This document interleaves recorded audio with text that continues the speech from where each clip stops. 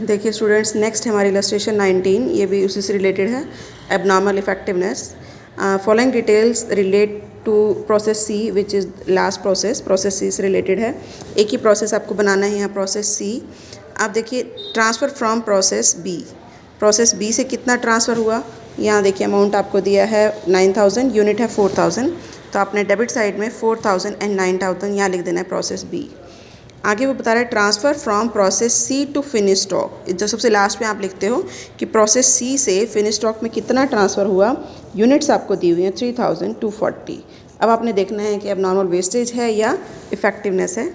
उसके बाद देखिए, डायरेक्ट वेजेस डेबिट साइड में आ जाएगा, डायरेक्ट मटेरियल जितना भी दिया हुआ है वो आपका डेबिट साइड में आ जाएगा, है ना। तो यहाँ पर जो भी मटेरियल या वेजेस जो दिए हैं 2000 3000, ये आपका डेबिट साइड में आ जाएगा।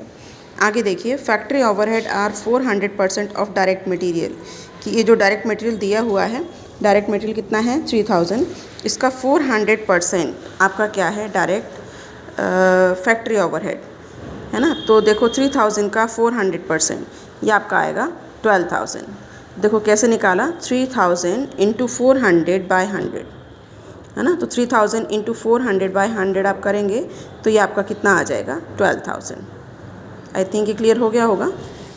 उसके बाद देखिए, normal wastage is 20% of units entered, कि 20% आपकी नॉर्मल वेस्टेज है। तो यहाँ पर देखो 4000 यूनिट इंट्रोड्यूस करी, 20%, 4000 का 20% कितना हो गया, 800 यूनिट्स, ये आपकी नॉर्मल वेस्टेज है।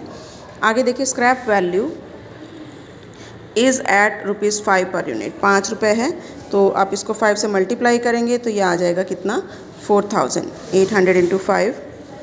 उसके बाद देखिए, you are required to prepare process C account normal wastage abnormal effectiveness. अब देखो यहाँ पर आपको दिया हुआ था कि प्रोसेस सी से फिनिश स्टॉक में कितनी यूनिट्स ट्रांसफ़र हुई, 3240, है ना। जबकि यहाँ पर देखो नॉर्मल आउटपुट कितना है, जो आपने बैलेंसिंग फिगर निकाला 3200।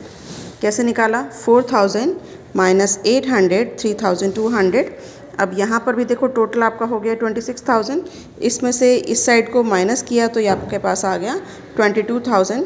ये आपका अगली प्रोसेस में, और वी कैन से इसी में ही आपका जो है वो कैरी फॉरवर्ड हो गया 22000। आगे देखिए, आप लिखेंगे बैलेंस बी डी, जो आपका नॉर्मल आउटपुट है 3200 और नॉर्मल कॉस्ट है 22000। बट आपको जो एक्चुअल प्रोडक्शन दिया है वो कितना है, बाय फिनिश स्टॉक जो ट्रांसफ़र हुआ 3240। इसका मतलब ये जो 40 यूनिट्स हैं, बिकॉज नॉर्मल आउटपुट कितना है आपका 3200, लेकिन ट्रांसफ़र कितना किया 3240, तो 40 यूनिट्स का आपका क्या है, एबनॉर्मल गेन, एबनॉर्मल इफेक्टिवनेस।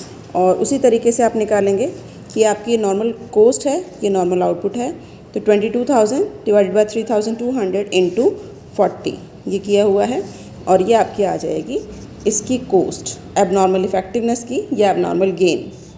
हुआ क्लियर कैसे निकाला, 22000 डिवाइडेड बाई 3200 यहाँ से आया इंटू 40, तो ये आपका एबनॉर्मल इफेक्टिवनेस आ गया। अब इन दोनों का टोटल करेंगे, इन दोनों का टोटल करेंगे, ये आपका यहाँ आ जाएगा बैलेंसिंग फिगर, और इसको इससे डिवाइड करेंगे तो पर यूनिट कॉस्ट आ गई। तो ये तो हो गया हमारा एबनॉर्मल इफेक्टिवनेस। अब देखिए, नॉर्मल वेस्टेज अकाउंट कैसे बनेगा और एबनॉर्मल इफेक्टिवनेस। तो नॉर्मल वेस्टेज अकाउंट बनाएंगे, पहली एंट्री वही जो हम करते हैं, normal wastage account debit to process C 800 units 4000, है ना, जो हमने पीछे अभी की थी। और इसी से ही जो हमारा एबनॉर्मल इफेक्टिवनेस है वो हमारी यहाँ जाती है 40, और रेट आपका इसके अकॉर्डिंग होगा, 5 रुपीज़ पर यूनिट था तो 5 रुपीज़ पर यूनिट के हिसाब से यहाँ आएगा 40 इंटू 5 200, है ना। फिर ये जो बैलेंस बचेगा ये हमारा सेल हो जाएगा। 760 यूनिट एक्चुअल में थी नॉर्मल वेस्टेज, तो 760 को ही हम सेल करेंगे, है ना। आप कहेंगे 800 को सेल क्यों नहीं करेंगे, है ना, क्योंकि हमारी नॉर्मल वेस्टेज हुई ही कितनी है 760, ना कि 800।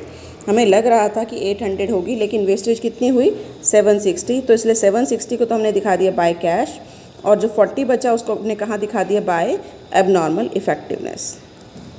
अब देखिए, एबनॉर्मल इफेक्टिवनेस अकाउंट बनेगा, इसकी क्रेडिट साइड में पहले वही प्रोसेस सी अकाउंट 40 यूनिट्स, जितना अमाउंट ऊपर था 275 प्रोसेस में, ये एज इट इज़ आप डालेंगे।